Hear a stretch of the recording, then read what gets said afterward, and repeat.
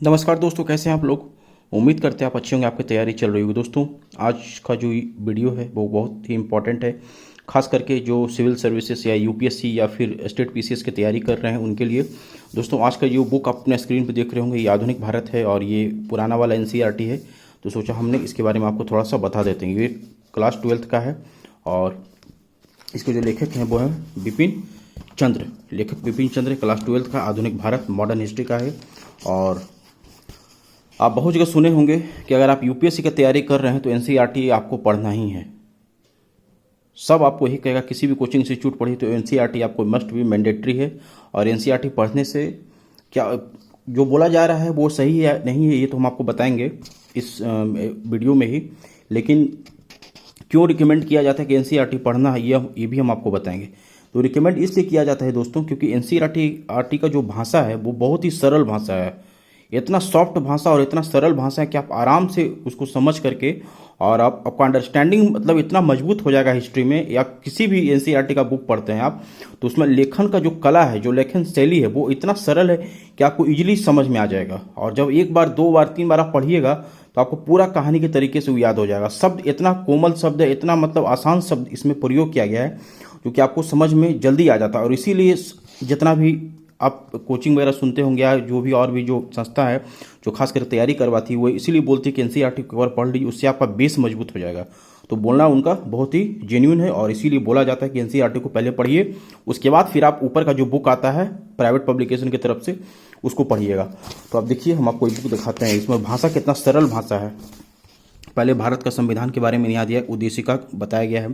फिर विषय सूची है, देखिए 18वीं शताब्दी का भारत, भारत में यूरोपियों का प्रवेश और अंग्रेजों की विजय, भारत में ब्रिटिश साम्राज्य की आर्थिक नीति और प्रशासनिक ढांचा, प्रशासनिक संगठन और सामाजिक तथा सांस्कृतिक नीति, 19वीं सदी के पूर्वार्ध में सामाजिक और सांस्कृतिक जागरण, 1857 का विद्रोह, 1858 के बाद प्रशासनिक परिवर्तन, ब्रिटिश शासन का आर्थिक प्रभाव, नया भारत का उदय, राष्ट्रीय आंदोलन 1858 से 1905, नए भारत का उदय 1858 के बाद, धार्मिक और सामाजिक सुधार, राष्ट्रवादी आंदोलन 1905 से 1918, उग्र राष्ट्रवाद का विकास।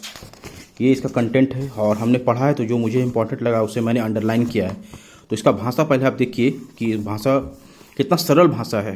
क्यों रिकमेंड किया जाता है एनसीईआरटी को, पढ़िएगा तो आपको समझ में आएगा। ये 18वीं सदी का भारत से शुरुआत होता है, अध्याय 1 है और ये बिपिन चंद्र जी के द्वारा लिखा गया है। हम भी कुछ लाइन पढ़ते हैं तो क्या आपको पता चलेगा। तो महान मुगल साम्राज्य करीब 2 सदियों तक अपने समय के अन्य साम्राज्यों के ये ईर्ष्या का विषय था। 18वीं शताब्दी के पूर्वार्ध के दौरान मुगल साम्राज्य का पतन और विघटन हो गया। मुगल बादशाहों ने अपनी सत्ता और महिमा को खो दी और उनका साम्राज्य दिल्ली के इर्द गिर्द ही कुछ वर्ग मील तक सीमित रह गया। अंत में 1803 में दिल्ली पर ब्रिटिश फौज का कब्जा हो गया तथा पृथ्वी मुगल बादशाह एक विदेशी ताकत का पेंशनयाफुक्त होकर रह गया। साम्राज्य की एकता और स्थिरता औरंगजेब के लंबे और कठोर शासन के दौरान डगमगा गई। फिर भी उसकी अनेक नुकसानदेह नीतियों के बावजूद 1707 में उसकी मौत के समय मुगल प्रशासन काफ़ी कुशल तथा मुगल फौज काफ़ी ताकतवर थी। इसके अलावा देश में मुगल राजवंश की इज्जत भी कायम थी। तो देखिए, भाषा कितना सरल भाषा है और आपको समझने में कोई दिक्कत नहीं होगा। इसीलिए एनसीईआरटी को रिकमेंड किया जाता है कि पहले आप एनसीईआरटी पढ़ लीजिए, इससे आपका बेस मजबूत हो जाएगा। फिर इसके ऊपर का जो बुक आता है उसको पढ़िएगा तो और बेस परत और जो मजबूत हो जाएगा। तो फिर एग्जामिनेशन में क्वेश्चन जो सेटर है वो किसी तरीके का भी क्वेश्चन घुमा के देगा, आप आराम से उस क्वेश्चन को सॉल्व कर लीजिए। चाहे आप आईएएस की तैयारी कीजिए या फिर आप स्टेट पीसीएस का तैयारी ही क्यों ना कर रहे हो।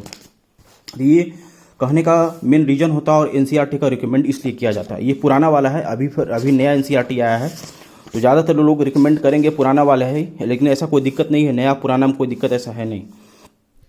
थोड़ा उसमें और डेटा उसमें नया वाला में ऐड ऑन किया गया है। ये देखिए मैप है और जो कि 18वीं शताब्दी में भारत का क्या स्थिति था उसमें दर्शाता है ये मैप। हमारा देश में उस समय कहाँ पर किस चीज़ का उत्पादन होता था। ये देखिए हैदर अली का चित्र है। एनसीईआरटी जो मतलब समझिए कि एकदम बेस है ये, इसीलिए रिकमेंड किया जाता है कि पहले आप एनसीईआरटी को पढ़िए और अपना बेस मजबूत कीजिए, देन आफ्टर फिर आप इसके ऊपर का बुक जाइए। मेरे पास और भी बुक है, देखिए मेरे पास स्पेक्ट्रम का भी है तो ये भी बुक अच्छा है।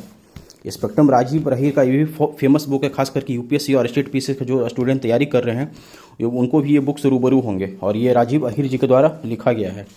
इनके जो लेखक हैं राजीव अहीर जो कि आईपीएस अधिकारी हैं। और ये भी बुक ठीक है, कोई दिक्कत नहीं है, लेकिन पहले आप जो एनसीईआरटी अगर उसको पढ़ लेते हैं, उसके बाद देन आफ्टर आप इसको पढ़िएगा तो आपको ईजिली समझ में आएगा और रिकॉल आप अच्छा से कीजिएगा और इसका पॉइंट वाइज अगर आप नोट्स बना लीजिएगा तो आपको आराम होगा। और दूसरा, इस बुक का जो खासियत एक एक्स्ट्रा है कि स्पेक्ट्रम का हम आपको दिखाते हैं। इसमें क्या है कि जैसे कि एक चैप्टर खत्म हुआ, एक चैप्टर का प्रमुख जो निचोड़ क्या निकला, निचोड़ क्या हुआ, वो आपको एक सारांश के रूप में दिया गया है। जैसे देखिए हम आपको दिखाते हैं अभी, एक मिनट दोस्तों। जैसे देखिए ये स्रोत एवं उपागमम, आधुनिक भारतीय इतिहास के स्रोत, जैसे ये चैप्टर है हमने पढ़ा है, जो अंडरलाइन किया है। तो इसका जो देखिए, इसका जो 4-5 पेज में जो ख़त्म हुआ ये, फिर इसका सारांश दिया गया, ये देखिए, ये इसका सबसे प्लस पॉइंट है। सारांश के रूप में भी समझ में आपको फटाफट आ जाएगा। देखिए सारांश दिया गया है, सारांश देखिए इतना में आपको समझ में आ जाएगा। फिर देखिए आधुनिक भारत इतिहास लेखन एवं के प्रमुख उपागम, इसका भी देखिए, ये भी चैप्टर खत्म होगा, फिर आपको इसका भी सारांश आपको पढ़ने के लिए मिलेगा। यहाँ देखिए सारांश के रूप में फटाफट एक बार आप फटाफट रिवीजन एग्जामिनेशन के समय में रिकॉल आप कर लीजिएगा। ये देखिए यूरोपीय का आगमन एवं ब्रिटिश शासन का सशक्तिकरण, तो इसे भी देखिए, इसका भी सारांश आपको पढ़ने के लिए लास्ट में चैप्टर ख़त्म होने के बाद आपको मिलेगा।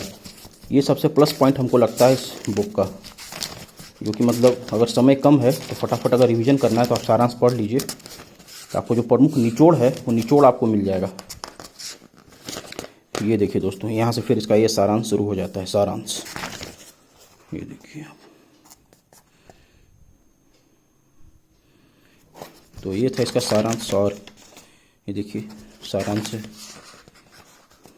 फिर अगला चैप्टर शुरू हो जाता है। और हम इसमें देखेंगे तो आधुनिक भारत, पुराना वाला जो इतिहास है मेरे पास एनसीईआरटी का, जैसे कि 18वीं सदी का भारत, तो इसमें देखिए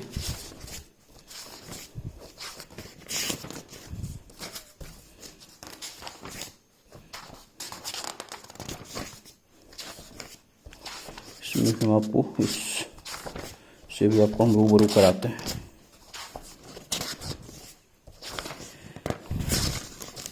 ये देखिए इसमें सारांश नहीं दिया, इसमें डायरेक्ट अभ्यास प्रश्न पत्र दे दिया गया है।